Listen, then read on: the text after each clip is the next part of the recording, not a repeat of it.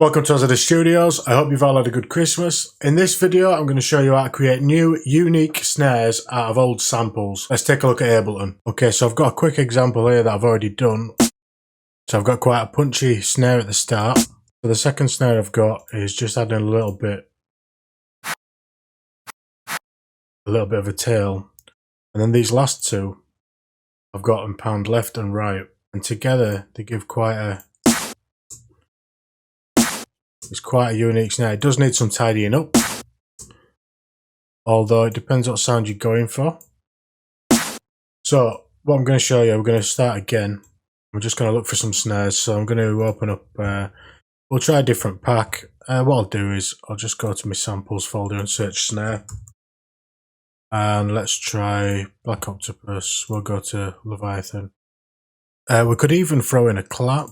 Couple of claps. So let's have a listen. We'll try and get them in the same key. Already that one's got quite a nice click on the start, so what I'm going to do is stick that there. I'm just going to delete the rest of these. Quite nice. And what I'm going to do is just select a few snares. That's quite punchy, I like that. I like the tail on that.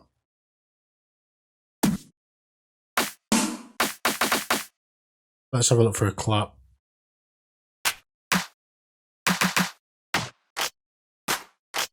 That's got a nice bit of stereo information. Let's go with that. And let's try getting a shifted one as well.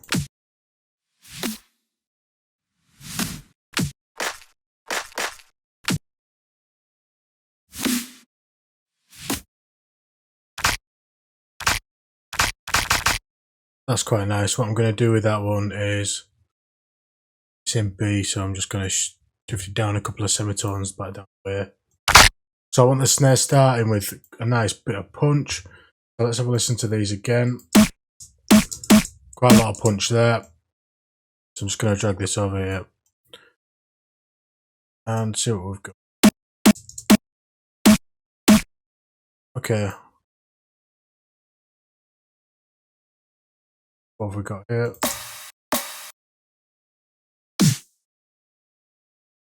That's also got quite a nice punch, so let's bring that over. I'm just going to chop the front end off and bring it in a little bit. Okay, let's fade the back end of this one out. So we're still getting that high-pitched punch, and we're also getting quite a nice bit of weight behind it from this second snare. I'm going to bring that back a little bit.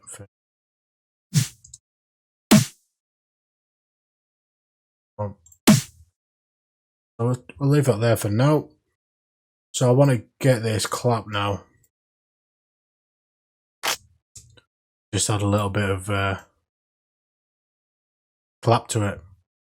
So I'm going to fade it in.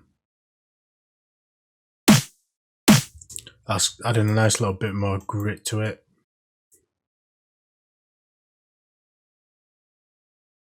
Now about there. I'm going to start working on the tail. It's already got a tail. Most of it's coming from this second snare. Well, all of it's coming from this second snare. I like the tail on this one here. Quite a nice long tail. So what we're going to do is just fade the end of that way off. About there. Bring it in about. Okay, bring it in a bit more. Turn it down a little bit. Maybe bring it in at the start and fit it in. So I'm just going to cut the tail down. Fade it out.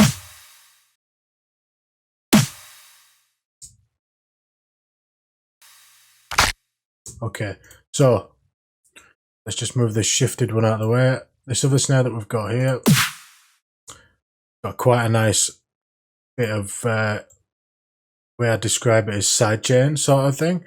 So the snare hits and then it's got quite a nice side chain tail. I like that. What I'm going to do is chop the front end off just before the side chain and fade it.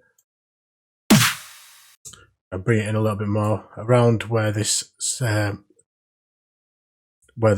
hitting.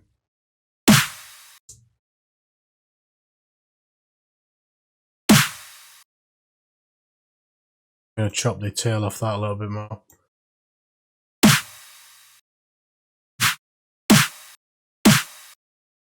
Bring it forward a bit more. I'll bring the volume down on that.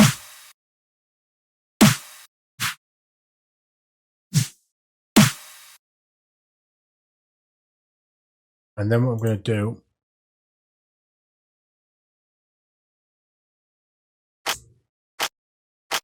so we're just getting a little bit of that clap. I'm going to bring a bit more of that clap in. I'm just going to pan it a little bit. So I'm going to pan this to left a bit. And I'm going to pan this snare to the right by a similar amount to give it a bit more stereo width. Okay, so this needs to come in a bit later. Then I've got this shifted one at the bottom, which we've not used yet. We might not need to use it. It sounded quite nice as that snare, so what I'm going to do, just cut a little bit out of it. Try this front end, put it just about there.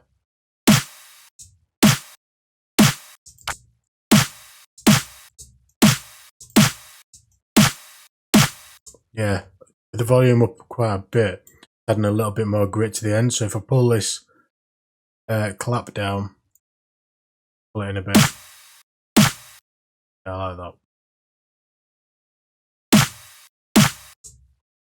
So then what I'm going to do is I'm just going to create another audio track, and I'm going to switch the input to resampling, hit the arm button, and then just before it I'm going to hit record.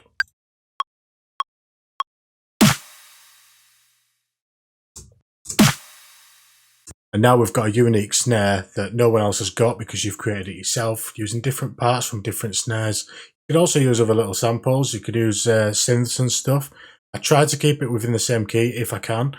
Packs like the Vengeance packs that I used on the first example, they don't really have a key attached to them. You can work it out for yourself, but if you don't really want to mess about trying to figure out the key of each thing, that's okay. As long as it sounds good, it's going to be okay. So thanks for watching. If you like this video, remember to like and share, subscribe and ring the bell to keep up to date with future videos, and I'll see you next time.